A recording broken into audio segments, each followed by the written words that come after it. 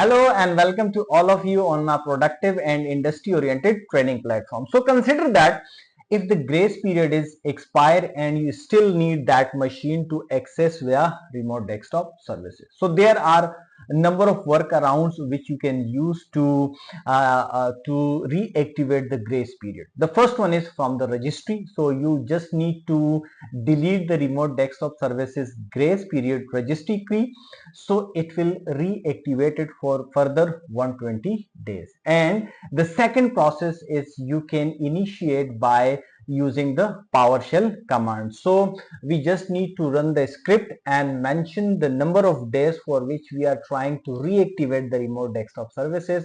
So when we run the script with administrative privileges, so it will reactivate our remote desktop services for further 120 days. Well, the grace period reinitialization process is very simple. We just need to open the command prompt, type regedit, and the registry window will be open in front of you. So here you can see we just need to follow the simple path. Just click on the H key local machine, then follow the system, and under the system we need to click on the current control set. And under the current control set, we need to follow the control terminal services and then click on the RCM.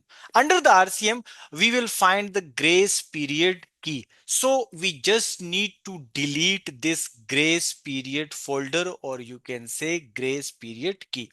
When this key is deleted and we restart the machine, this grace period will automatically reactivate it. So here you can see I just need to click on the grace period and click on the delete button and click yes.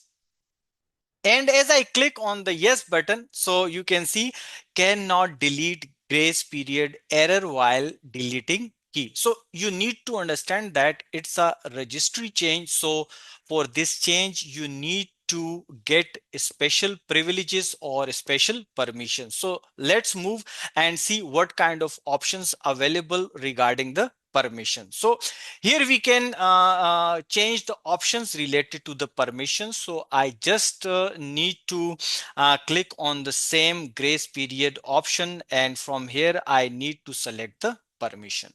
When I click on the permission, so here you can see I need to add that user with the help of which I can delete this key. So I need to find my administrative account, select it and click OK, and then click OK.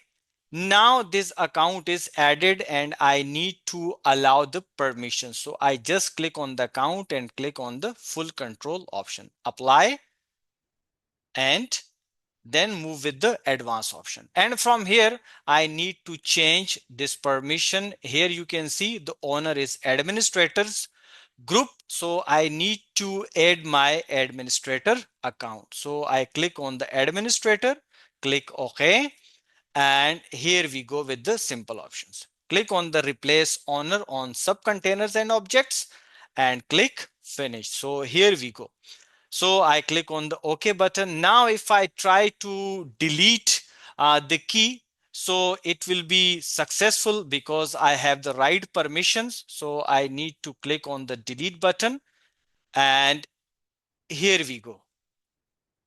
So the key is deleted. So by that way, when you complete this process, just restart the server, your grace period will automatically reinitiate it for 120 days. So with the help of PowerShell, this process is very simple. I just need to copy the content of the script. This script is already copied on my desktop. So I just need to open the script file. And from that file, I'll copy the content. So here we go with the open option. So I just need to edit it. So when the file is open, so I just need to copy the content. And here you can see I select the whole content from here, just copy it and paste it inside the PowerShell.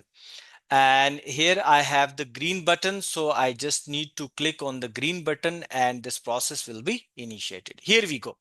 So the option will appear on the screen and here I have yes or no option. So I'll click on the yes option.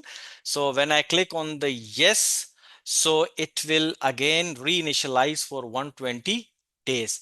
It will take few moments, and here you can see on the screen the message will pop up, and it will verify that the grace period is again reinitialized for 120 days. So here you can see by this process, the KL license grace period initialization is very simple. I will copy this content inside the description of this video, and I'll also share the link from where you can download this script and use for your own servers and virtual machines as well. I hope you learn a lot regarding the KL server grace period reinitialization.